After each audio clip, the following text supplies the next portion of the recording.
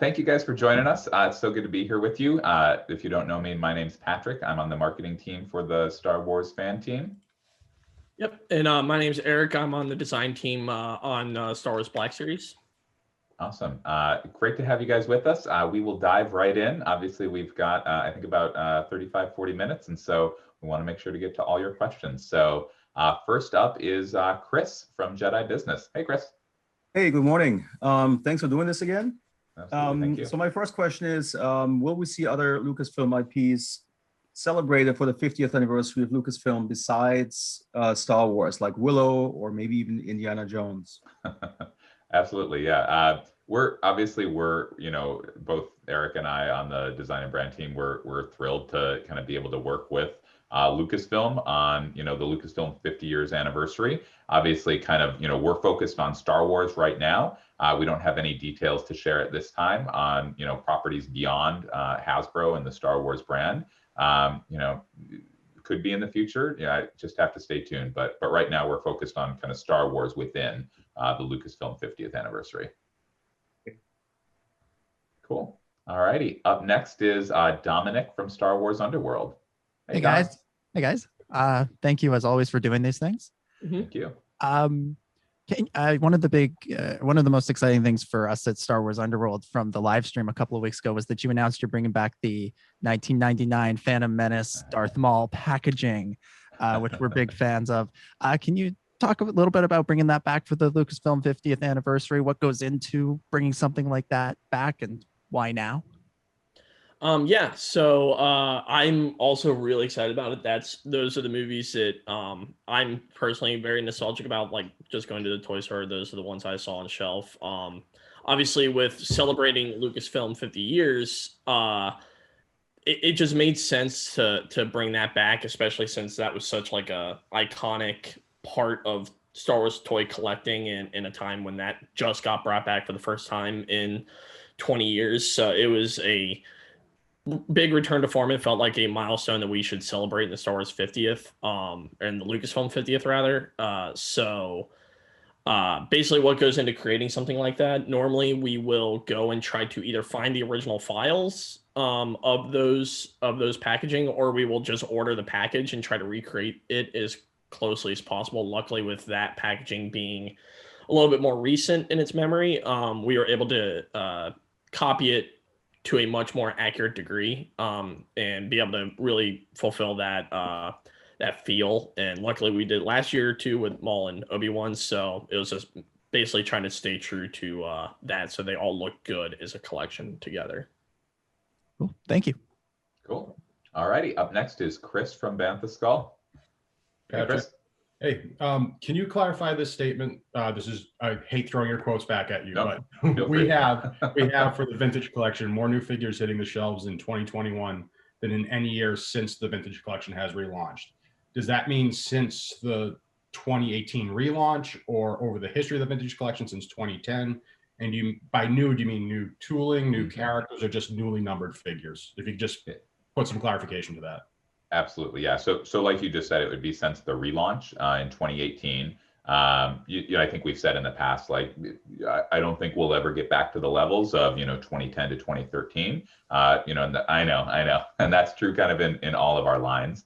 But certainly since the relaunch, I thought about this when kind of I was speaking it and thinking through it. And that's why I left it a little more general, because I know if we get specific, just never want to create frustration down the line. Because obviously, this is a fun hobby. It should be fun. It's a good point. There's a lot of different ways to count this. It could be newly tooled figures. It could be just, new figures, including repacks. Definitely not new tooling. That's why I specifically didn't say newly tooled figures. So I meant the latter, including repacks, but I did go back and there's a chance that this is true. And so again, I'm saying chance, so it might be true, even taking repacks out. And of course, if you also take repacks out of every previous year, that we would have more non-repacks than in any year since the vintage collection relaunched in 2018. So the goal of this was to keep fans excited about what's coming, but obviously not putting anything concrete because that could create frustration down the line. Great. Thank you. Absolutely. No, good clarification. Thanks. Up next is Khalil from Caster's Corner. Hey, Khalil. Hi guys.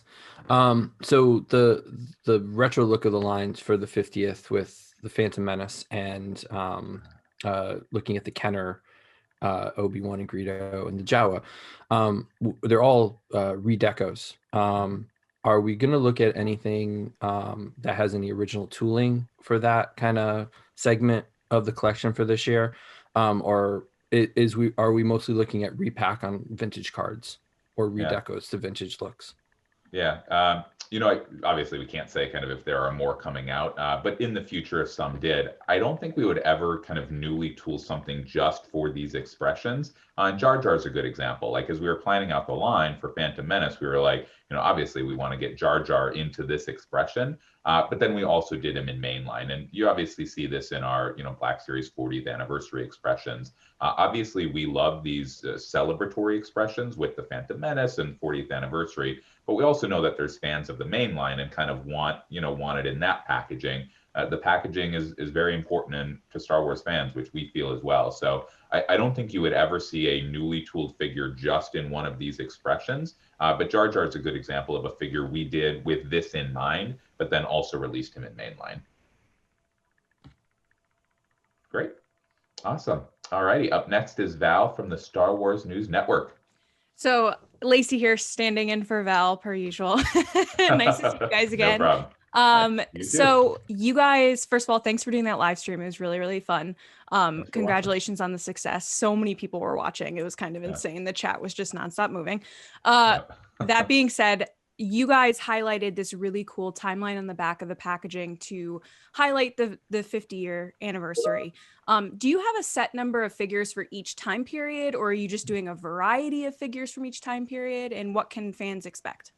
Yeah, no, I'm glad you liked the timeline. We did as well. We obviously it's a kind of small detail, but we liked how it kind of really tied everything together and provided a nice wrap around the whole program.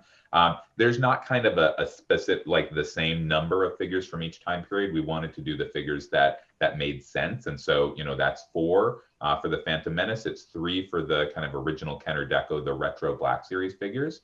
So we tried to let kind of the product guide us and do the right product rather than fitting it into a specific number of figures. And in terms of the milestones, again, you could go really high level and just do movies. You could like celebrate every little thing. We tried to put the lens on of like what were really the big beats kind of within Star Wars in Lucasfilm's 50-year history. And obviously we've talked so far about the original trilogy, the Phantom Menace, and there are more milestones to come.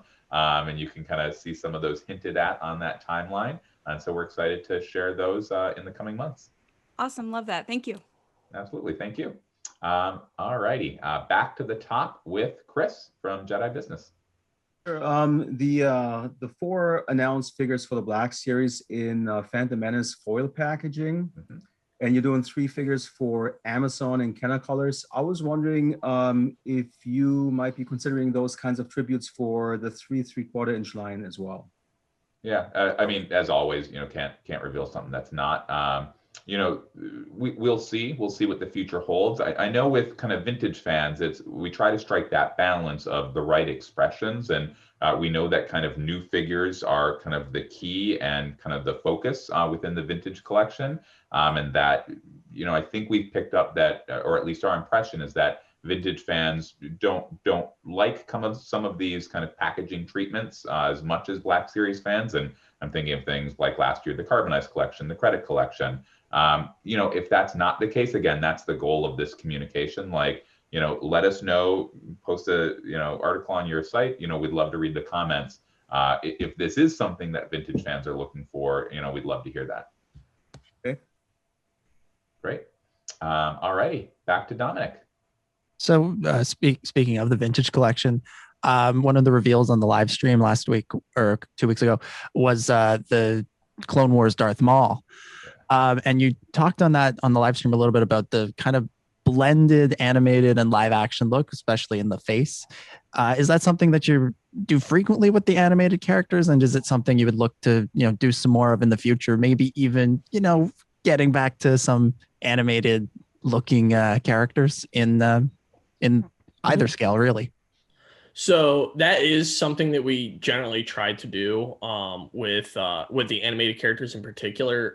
It's especially with Darth Maul, it's a bit more difficult because he does have a live action counterpart, where a lot of those characters end up not having live action counterparts, and he has such an iconic look in the Clone Wars. So that was something that we wanted to capture. We wanted to make sure it looked like Ray Park.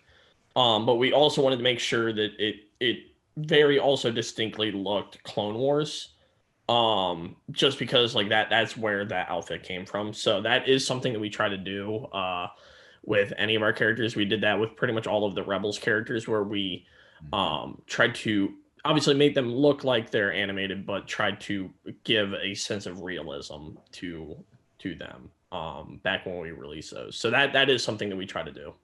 And those are the Black Series Rebels characters, right? Yes. Eric? Yeah, the Black Series ones that we released last year or over the last couple of years. Absolutely. Great. All righty. Back to Chris. What have you got? Sorry, I should specify. Chris from Bantha Skull. I just want to preface this because it might be confusing in light of Christian's question. This is repacks with respect to the main vintage collection expression.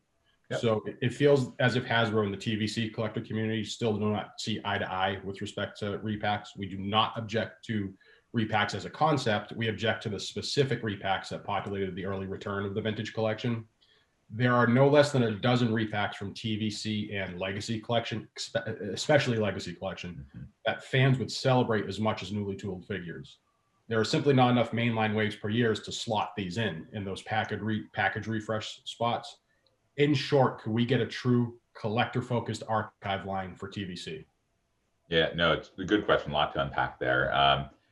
Yeah, it's interesting. You mentioned the archive line. Obviously, that's in Black Series. And again, the goal of that is the same as those specialty waves that we've talked about for the vintage collection. It's targeted at getting those figures from the past for new fans, for casual fans. And I mean, you'll see in the archive collection, it's more of those main characters that are kind of more known to fans that we want to bring back to kind of help them build up their collection if they came in a little later. And same in the vintage collection.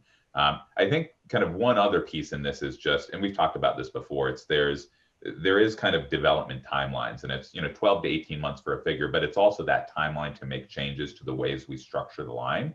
I think you're right. In recent years, even as far back as 2019, we did too many repacks and probably not always the right selections. And so you're exactly right. In 2020, we clawed that back. And we got the feedback like, oh no, it was, we can have more, a little more than this as long as they're the right ones. And so kind of those adjustments are taking place for the future. I don't know if we'll always, deliver the exact items that, specific people want. Obviously, there's kind of the whole community. But I think you will see some changes there. We will have a little more. We're trying to dial in on the right ones. Again, those slots in mainline make sense for the existing fan. That's who they're targeted at. So I think you will see some of those changes come. And, obviously, fan sites have articles and comments of, talking about some of these repacks. We certainly pay attention to that. So, send those our way. I would just like to offer one rebuttal from the TVC community that I feel you'll hear is that for the archive line for Black Series, you did open that up to fan voting. So it did allow some fan focus figures in there, not just new collector focus figures. That would be the absolutely. Yeah, and there's in one of our other interview sessions, there's an ask about a fan vote, and that's certainly something we could see in the future for vintage or Black Series. That's a good point. Thank you. Absolutely. Cool. All righty. Next, back to Khalil. So we saw Black Series having and Lacey kind of alluded to this a little bit in her question. Having Phantom Menace and the vintage counter looks for the first two kind of launch of that expression skew, whatever, where we are with it, is the hope to kind of, I know you can't give it away, but is it looking at that timeline on the back, is it limited to this year? I guess would be a follow-up to that. Is it limited to this year, or is that something that you're looking to continue going on to highlight those milestones, or are you going to try to encapsulate it in this year only? Basically, obviously we had the timeline that was shown on the back there. And since this is the 50th anniversary, that does kind of relate to this year, just because that is the 50th anniversary of Lucasfilm. It's something that we're excited about, and it's something that, at least for the moment, the plan is at least this year, because it just makes the most sense with it being the 50th. And we obviously have that timeline on the back that we showed on the live stream. So we definitely have a larger plan just for those characters, but we'll have more to come on those as we move forward into this year. And just one other quick note. So, like, obviously the kind of original Kenner Deco, those retro Black Series figures, the Phantom Menace, obviously we've done some of those in previous years as well. So I think those expressions aren't contained to 2021, but their inclusion as a part of the celebration of the Lucasfilm 50th anniversary is a 2021 focus. Okay, thanks. Absolutely. All righty, Lacey, back to you. Hello again.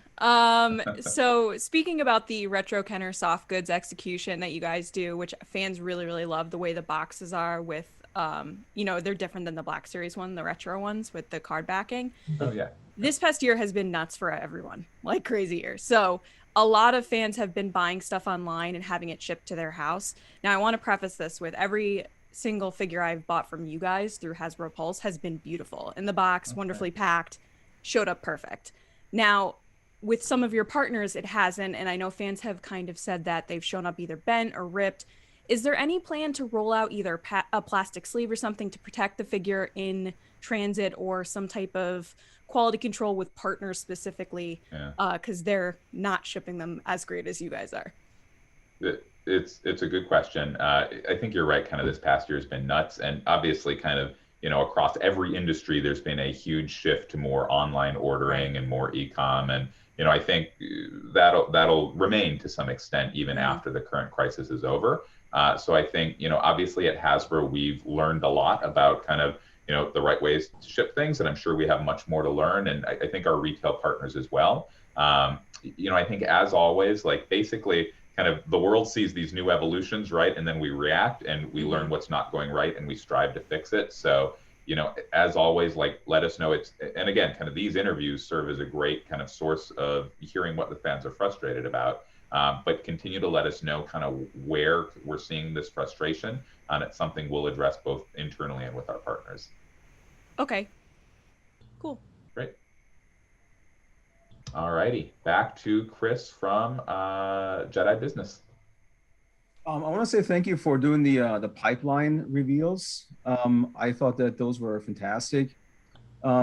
The question though I had was, how far out are we seeing those actually at retail? Because I saw that some figures went up on pre-order on Hasbro Pulse from a different toy line, and those had a shipping date of January of next year. So I was wondering, are we going to see those pipeline revealed figures this year still, or is that something that we're looking for in 2022? While we can't speak to the specific release, we can pretty much say that all of those characters that we revealed are either going to be in 2021 or early 22. So that was the plan for those. We're still in development on all of those characters, so we're still actively working on them. And we'll have more to show as we get on with the year as well. Yeah, thanks. No problem. All righty, Dominic, back to you. Yeah, just following up on the pipeline question, is that style of reveal something that you're planning to keep doing in future live streams, or hopefully one day back at conventions? Yeah. So as like Patrick said, like in our live stream, that's something that we wanted feedback on. And if it's something you guys liked, obviously during this interview and other interviews we've done, it seems like you guys really have liked the pipeline reveals. And that's something that we would like to continue to do, especially if the reception has been this positive. It's a great way for us to showcase characters that maybe aren't quite ready to be shown yet, but we definitely want to like let you guys in on like what we might be working on and what might be coming out. It's a fun way for us to do that. Yeah, and I think one other key is we're excited for when kind of those items that we pipeline revealed, we then reveal the product. We hope that fans are excited as well, kind of getting excited for, you know, what they'll look like and then finally seeing them. And so we're eager and excited to see what the fan reaction is when we reveal the actual product for those items that we pipeline revealed. Cool. Thank you. Absolutely. All right, Chris from Bantha Skull, what have you got for us? So this sort of piggybacks on Lacey's question. We know that Walmart exclusives are a necessary evil, but the collector woes don't stop with the pre-ordering process. Without a hint of exaggeration, Walmart's packaging of these items borders on willful damage. If the package weren't an important part of the collecting experience, the vintage collection wouldn't even exist. Can we somehow get an assurance that these figures will eventually be available to fan channel as well?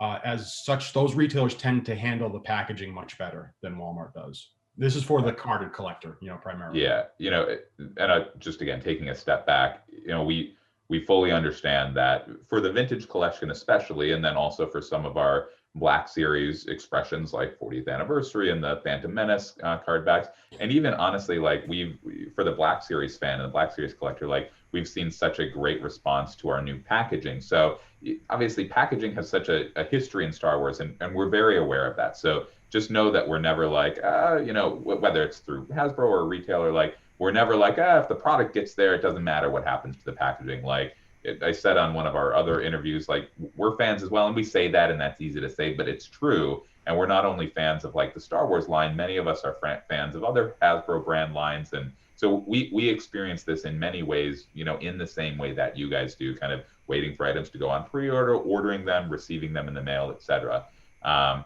I think the answer is similar to what we discussed with Lacey, kind of, and just know that like when we hear these frustrations, like we don't just say, oh yeah, we hear you and we're addressing them and we kind of file it away. Like we are actively having meetings and discussions and figuring out ways to kind of work within the process and rectify some of these things. And I know it can be a slow process, but I also know looking back, you know, 3-4 years ago, things, you know, in many different areas are in a better place today than they were then.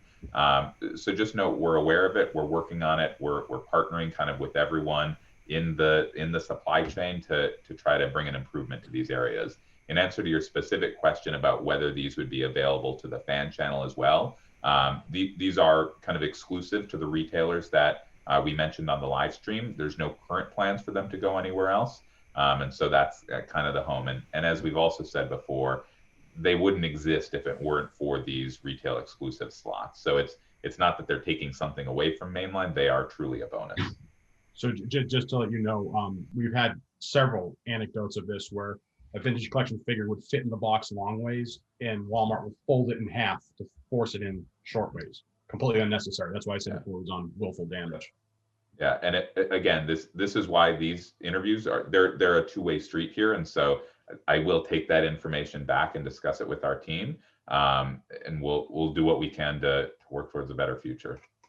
Thank you. Yep. Khalil, you're up next. Sure. So we know that you mentioned the 12 to 18 month timeline for, you know, going from design to something that's on the shelf or that we can see.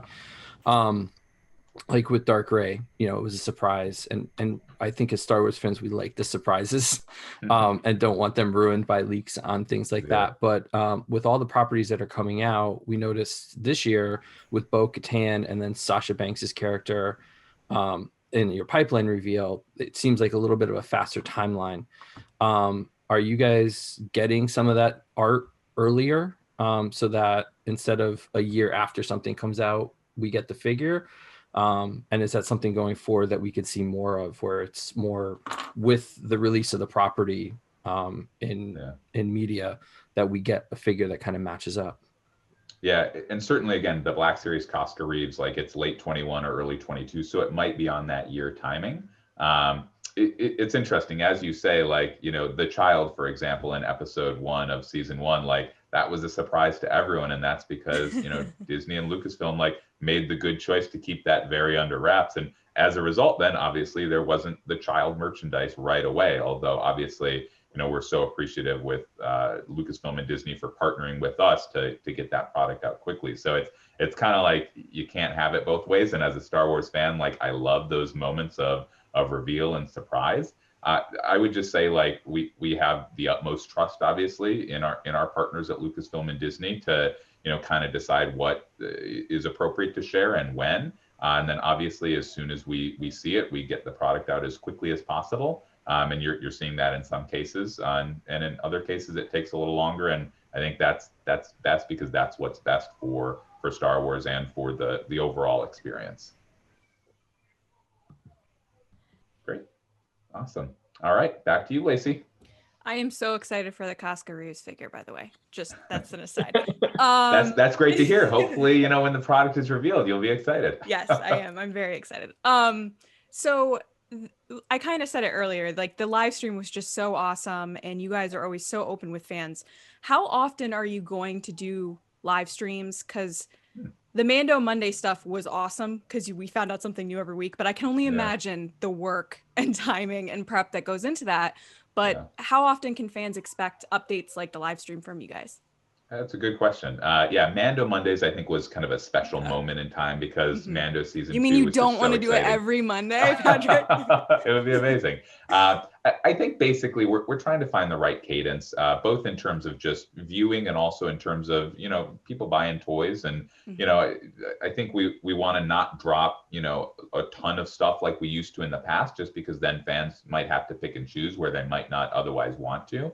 And then I think also we don't want to do kind of a weekly live stream that might be a lot for fans to follow. So I think, what we've been on in the past year is roughly a monthly cadence or so of live streams and other reveal events. So, it's not always a live stream. Sometimes it's through another form. But we try to not let, 2 to 3 months go by without kind of sharing some news. And I think that's probably a good cadence for the future, both in terms of kind of viewing and also in terms of buying the toys. But, as always, like, let us know if you guys would like, more or less frequent, and it's something we can look at. Always more, Patrick. Thank you. Thanks. All righty, we're going to try to go into some speed rounds here to get us through the next 2 rounds in the next 10 or so minutes. So we'll be a little quicker in our answers, but feel free to follow up. So back to Chris from Jedi Business. So I archive figures on my website, and so the numbering of the figures is really important to me. And I saw that the vintage collection numbering have already been revealed for the Walmart exclusive Endor wave. But I was still wondering about the Bad Batch figures that you talked about on the live stream. If you could tell me what the numbering of those figures are. Yeah, so the Bad Batch figures are they are 1, 2, and 3 in the Bad Batch collection.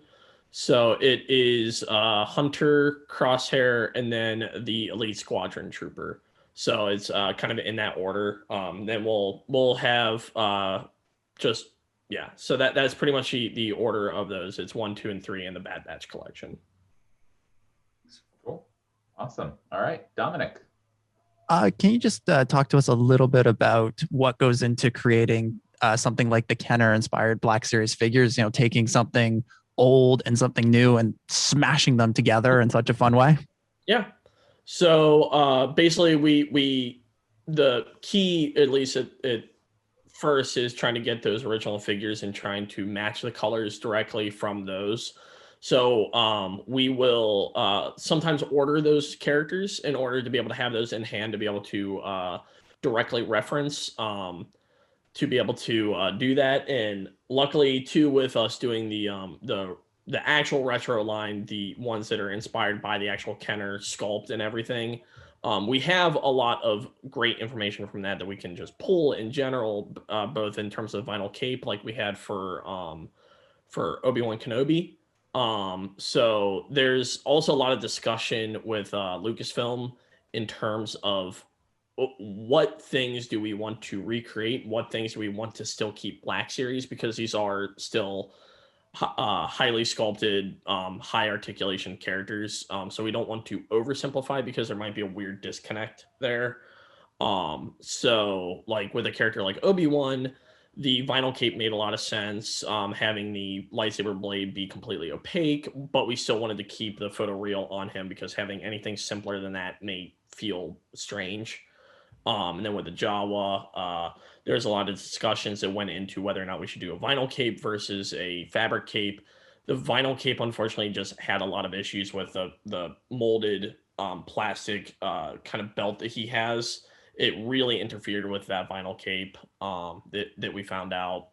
So it's a bit of just give and take working with Lucasfilm to see what is most appropriate. Cool. Thank you. No problem. All right, back to Chris from Banthaskull. So this question kind of got nerfed a little bit from the reveal of the card backs of the Walmart 50th anniversary vintage collection figures. But are these an assortment of figures or are they individual figures? The ATSD driver is an army builder, and Walmart's going to need more of those, obviously, than the other two. Yeah, no, exactly. I think for exactly that reason, they're all individual solids. They're not an assortment, and obviously we're working with all of our markets to get the right volume of each, and that's the benefit of doing them as individual items. Great, thank you. Absolutely. All righty, Khalil. So with the jumping onto the ATSC driver, we saw that he is an army builder, but he's also a vehicle driver. Have previous releases of vehicles and things like that warranted looking at that stuff for Lucas 50th, whether it be in Black Series or vintage? You're saying including vehicles in the Lucasfilm? Yeah, I mean, it's 50th? always been a big kind of expression Yeah. in Star Wars. And it seems like a really opportune time to kind of capitalize on that. So just wondering if that's in the cards of looking at there in your realms of things that are on your table to look at. Yeah, absolutely. Again, I always blanket statement, can't reveal anything in terms of what would be in the Lucasfilm first 50 years. But you're right. Like, vehicles are a key part of Star Wars. Like, I think without looking at all the other brands, like, they're certainly, I think, more important to Star Wars than the average brand. Like, in many cases, they're like characters in and of themselves. I think this is why, on the kids side of the business, we launched Mission Fleet recently, which was kind of bringing those vehicles back to the fore for kids. On the fan side, they're definitely a key part of the business. Obviously, the Razor Crest was huge for vintage collection. I think we will definitely see more vehicles in the future. And we'll see when those are revealed, and hopefully you'll like them when they are. Cool. Thank you. Absolutely. Lacey. Hello again. So I have a listener fan question. So they wanted to know, when doing the anniversary repack lines, who do you decide to pick? For example, Qui-Gon is an older figure with a much appreciated update to the sculpt, but Jar Jar has been released in the main line. So what determines who you bring back? So basically what determines who we bring back is who we have available to us in the Black Series. So, like, we're a little bit limited in some of our character selects in terms of characters that both we have and that were released on the original Phantom Menace card backs. So it's looking at the cross section and seeing what characters relate to both that help to determine what characters we pick. So, like, Qui-Gon is a great example of one that we knew we had to get in there because we did Maul and Obi-Wan. It made sense to eventually do him. And as we mentioned on the live stream, we did have to update the sculpt in order to really capitalize on the photoreal printing. So he will have that update. And that was a great excuse for us to get him out there and to get that update, because that was something that was lacking on that original character. And then for Jar Jar, it was just one of those things where it ended up just working out really well that we were celebrating the Lucasfilm 50th. We had just done him, knowing that we had just released him, though. He did play a major part in that release, and he was another character, a main character that we had access to that was also originally released in the Phantom Menace card backs. So it was just a good opportunity for us to further expand that collection for the card backs in particular, and be able to kind of complete that set more or less. Awesome. Love your posters. Thank you. Much better than my office background. But you have a shirt on, so you have the Star Wars shirt on. So that's true. We balance out. All right. We're going to Eric does as well, of course. We're going to go speed round here, make sure we get everything in. So Chris, launch our speed round off. The 50th anniversary Black Series figures at Best Buy, Qui-Gon and Jar Jar Binks, are they going to have the same accessories included as the original ones? Like, Qui-Gon came with an extra hand originally, Jar Jar came with the shield and the Atlau, I think. Mm-hmm. I didn't see those included in the images that were sent out, so I wanted to have you guys clarify that.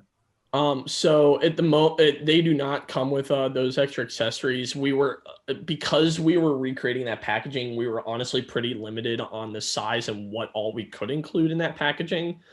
If we were to include like Jar Jar's shield and like all of his other accessories that come in the main line, it would really blow up that packaging and make it in a completely different scale. That wouldn't necessarily fit both the aesthetic, and it would just make it a lot wider and a lot bigger.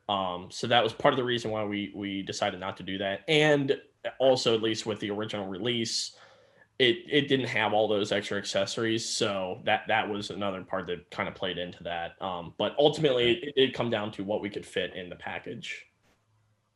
Cool. All righty, Dominic.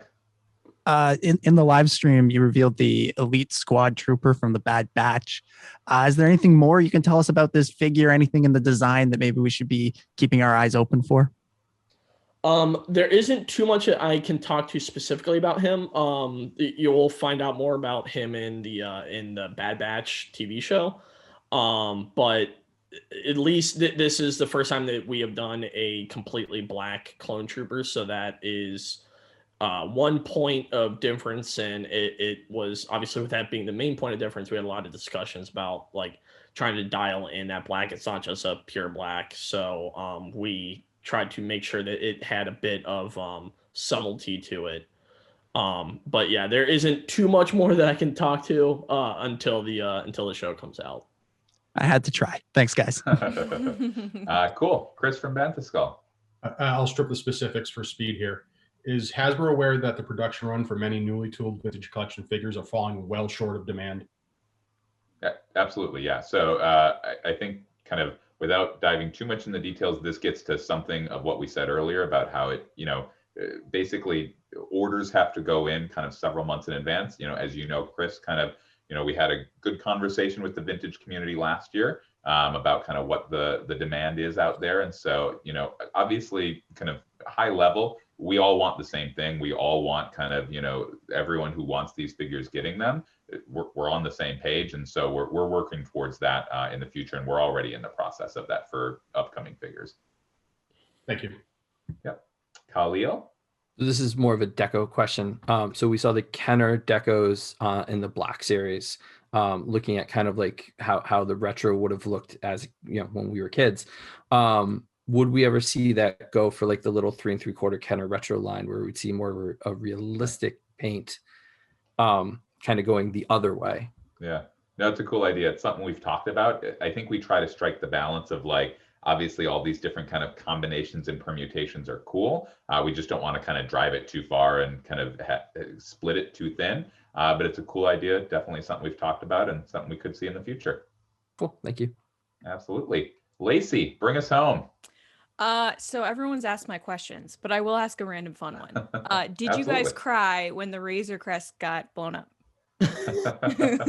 I cried at so many moments in season 2, but no, I mean it still makes the Razor Crest that I bought fantastic. Obviously, there's the barge, for example, obviously blew up and got much less screen time. Yes, that's true. If anything, it just adds to the mystique and the legend of the Razor Crest. Nice. Thank you guys for doing this. I appreciate it.